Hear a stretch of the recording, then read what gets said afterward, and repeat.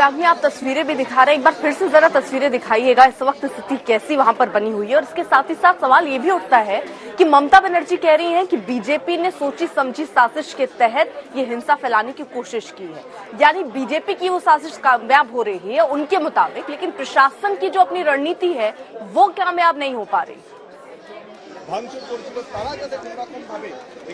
देखिए, प्रशासन की तरफ से जो दावा किया जा रहा है कि वो बहुत फोर्स यहाँ पे कल रात से ही डिप्लॉय कर रही है, तो ये सवाल जो आपका है वो जायज है कि फिर अगर इतना फोर्स है तो फिर ये कांड हुआ कैसे। एक चीज मैं दिखाना चाहूंगा, मेरे कैमरा पर्सन दिखाएंगे, ये एक कमरा है वायलेंस में, पत्थरबाजी में ये भी टूट चुका है। तो आप समझ सकते हैं ये पूरा रेसिडेंशियल एक एरिया है जहाँ पे लोग रहते हैं, बाजार है, और इसी एक बाजार में जब ऐसा कुछ होता है तो ये बहुत एक लॉ एंड ऑर्डर पे बहुत बड़ा सवाल जैसे आपने उठाया वो ये उठना लाजमी है। लेकिन फिलहाल ताकि सिचुएशन इससे बदतर ना हो, ताकि यहाँ पर सिचुएशन को कुछ भी करके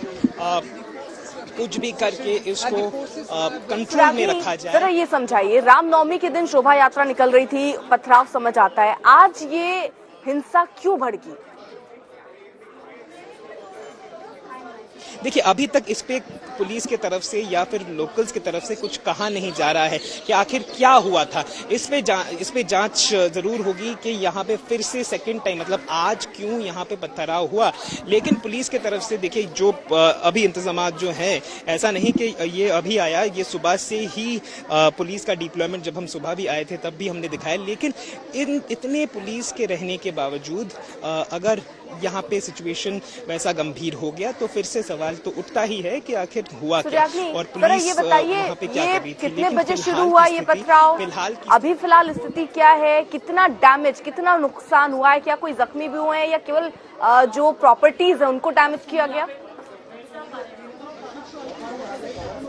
देखिए, अभी तक किसी भी इंसान को इंजरी हुई है ये सामने आया है नहीं, लेकिन मैं फिर से दिखाऊंगा। देखिए, प्रॉपर्टी जो यहाँ पे डैमेज हुआ है वो हमारे सामने ही है। ये शायद किसी का घर था या फिर कोई ऑफिस था जहाँ पर ये ऐसा पत्थराव के वजह से ये हो गया। यहाँ पे लोग भी रहते हैं उसके 4th फ्लोर पे, और पत्थराव के जो जितने भी निशानी है, मैं मेरे पीछे मैं एक बार मेरे कैमरा पर्सन को बोलूँगा यहाँ पे जूम करके दिखाने के लिए। ये पत्थर के वो मार्क्स हैं जो फेंकने के बाद यहाँ पे ये पूरा सिचुएशन यहाँ पे आपके सामने है। यहाँ पे पुलिस की तरफ से कांस्टेंट रूट मार्चेस किए जा रहे हैं ताकि सिचुएशन कुछ भी करके अंडर कंट्रोल लाया जाए, ताकि कोई भी अनटूवर्ड इंसिडेंट ना हो।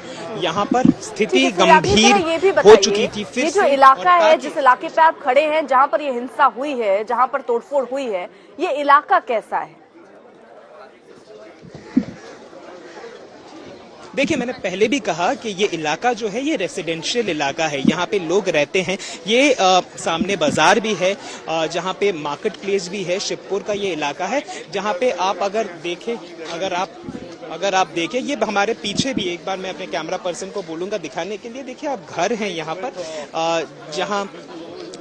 जहाँ पे लोग रहते हैं। रेसिडेंशियल एक इलाका है जिसके बाद ये पूरा रेसिडेंशियल एक इलाका है जहाँ पे लोग रहते हैं। तो जैसे हमने पहले भी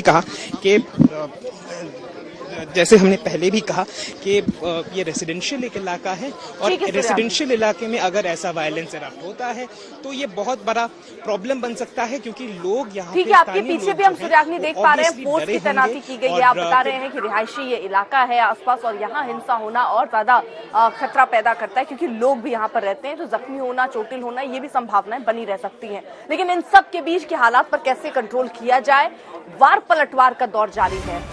मुख्यमंत्री ममता बनर्जी ये कह रही हैं कि इसके पीछे बीजेपी का हाथ है। हिंसा फैलाने के पीछे एक साजिश थी, और उस साजिश के तहत अलग अलग जगहों पर बीजेपी वाले काम कर रहे हैं।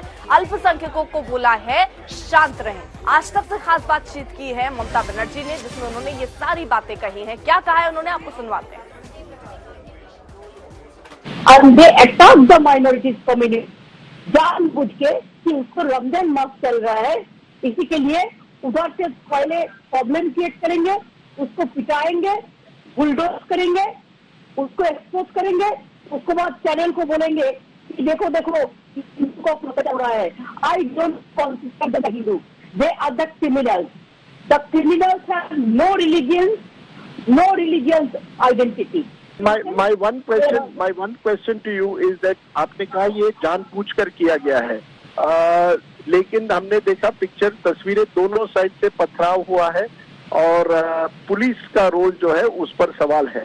क्या आपको लगता है पुलिस ज्यादा कर सकती थी, और क्या मुस्लिम और हिंदू दोनों ने जो ये जिन्होंने भी वायलेंस किया है, क्या उनके खिलाफ कार्रवाई होगी, हिंदू हो या मुस्लिम? हिंदू नहीं था, ये लोग क्रिमिनल था, ये लोकल नहीं था, ये लोगों को बाहर से लाया गया था। Along with बंदूक, I gave you the picture, you show the people. Along with बंदूक, sword and everything, even with petrol bomb, police tried to stop them. देश कभी माफ नहीं करेगा। ममता बनर्जी बंगाल में खास करके रोहिंग्या बांग्लादेशी घुसपैठियों के लिए रेड कारपेट बिछाया है। पिछले बार भी हुआ था और इस बार ममता बनर्जी के संरक्षण में हुआ है। और ममता बनर्जी भूले नहीं, देश में जब शिवाजी हम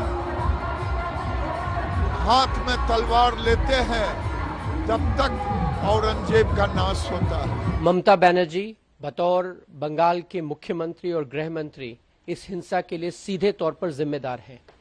जब बंगाल में 10,000 से अधिक रामनवमी के जुलूस निकल रहे हैं, उस दिन ममता बनर्जी हिंदुओं की भावनाओं को, उनकी आस्थाओं को दरकिनार करके धरने पर बैठी हुई थी।